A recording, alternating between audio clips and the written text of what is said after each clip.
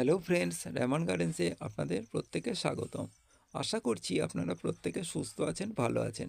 আপনাদের সঙ্গে আজকে শেয়ার করতে চলেছি খাসি ম্যান্ডারিনের একটা গাছ। খাসি ম্যান্ডারিন সম্বন্ধে আমরা প্রথম ভিডিওতে যখন দেখি তখনই মাঝদিয়ায় অনেক উন্নত নার্সারি আমি খাসি ম্যান্ডারিনের গাছের কেমন দাম শুনছিলাম, শুনে অবাক হয়েছিলাম যে প্রচুর দাম। কিন্তু আমি হরিচাঁদ নার্সারি থেকে এই খাসি ম্যান্ডারিনের গাছটা কিনেছি এবং আমার সঙ্গে দাম কিন্তু সেরকম যে বেশি নেওয়া হয়েছে তা কিন্তু নয়। সেই জন্য আমি আপনাদের অনুরোধ করব, যাদের খাসি ম্যান্ডারিনের গাছ লাগানোর শখ আছে কিন্তু পারছেন না দামের জন্য, তারা অবশ্যই হরিচাঁদ গুরুচাঁদ নার্সারি থেকে গিয়ে এই খাসি ম্যান্ডারিনের গাছ কিনতে পারেন রিজনেবল প্রাইসে বা কম মূল্যে। খাসি ম্যান্ডারিন একটা উন্নত প্রজাতির গাছ, নিঃসন্দেহে আপনারা প্রত্যেকেই জানেন। আর এর ফলনও কিন্তু খুব ভালো, আর খেতেও কিন্তু খুব সুস্বাদু। আপনারা যদি ছাদ বাগান বা বাড়ির বাগিচাতে আপনারা যদি লাগাতে চান, তাহলে এর ফলন কিন্তু খুবই ভালো হবে, শুধু একটু যত্নের দরকার।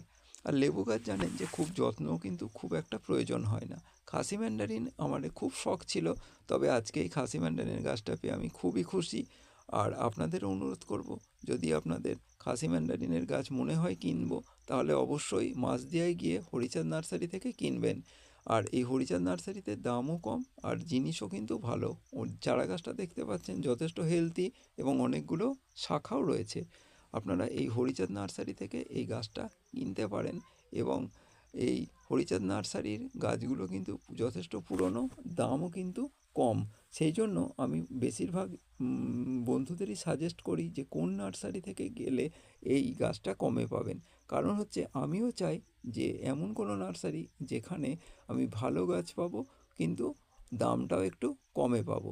যেহেতু আমরা একটা দুটো গাছ লাগাই এবং অনেক রকম ভ্যারাইটিস খুঁজি, সেই জন্য যদি গাছটার দাম একটু কম হয় আর ভ্যারাইটিস অনেক রকম লাগাতে পারি, তাহলে আমাদের দামের ক্ষেত্রে বা ইকোনমিক্যাল আমাদের সমস্যাটা অনেকটা কম হয়। সেই জন্যই আমার এই ভিডিও। যদি আপনাদের এই ভিডিওটা ভালো লাগে তাহলে অবশ্যই সাবস্ক্রাইব করবেন পরবর্তী ভিডিওর জন্য।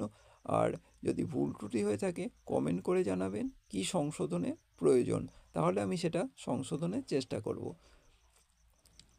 আর আপনাদের অনুরোধ করব যে খাসি ম্যান্ডারিনের গাছ অবশ্যই একটা বাড়িতে রাখুন।